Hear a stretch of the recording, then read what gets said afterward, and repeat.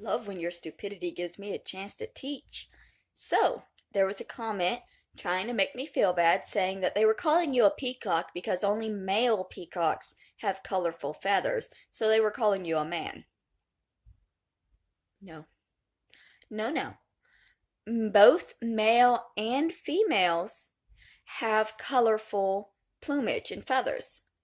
The difference is during mating season, the male colors get brighter. They're not really different, they're simply enhanced.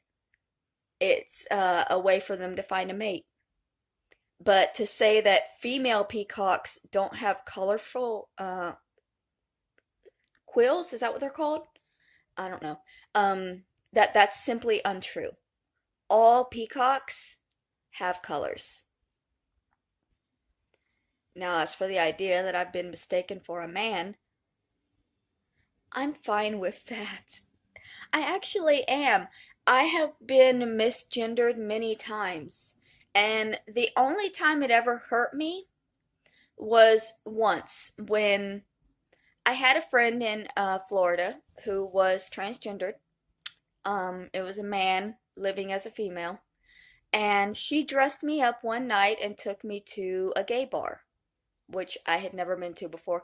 It was like it was a club, and there were I think one of her friends was doing drag and doing a performance there, if I remember correctly. So she spent hours fixing me up because she was just in heaven. I never let people fix me up except my grandma. So she had my hair up in the little pigtails, and she had the makeup, and I had this little dress on and tights and boots and all that shit. And I'm sitting there with her and her friends there at our table, and one of the drag queens comes over, and she looks at the table, and then she stares directly at me, and she leans down and looks between my legs, and she stands back up and says, "Honey, you ain't fooling nobody," and she walks away.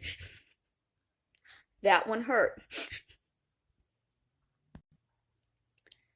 And it's only in hindsight that I realized she probably meant that by the way I was sitting, because I don't sit like a lady. I was probably manspreading a little bit. Um, and when I first arrived here in California, they put me in the male hostel room, which I didn't find out up till later either, because the room that they originally gave me was like an outdoor shed area. It was awful. It was hot. There was a dog living in there. And then a few days later, the main guy in the house, he came to me and said, "Hey, we're gonna switch you a room. We're giving you a room in the house." And I was like, "Oh, great." And he said, "Yeah, you were never supposed to be in there. That room is just for the guys." So apparently, when I first arrived, they weren't sure what they were dealing with, and they threw me in there with a bunch of stinky guys and animals.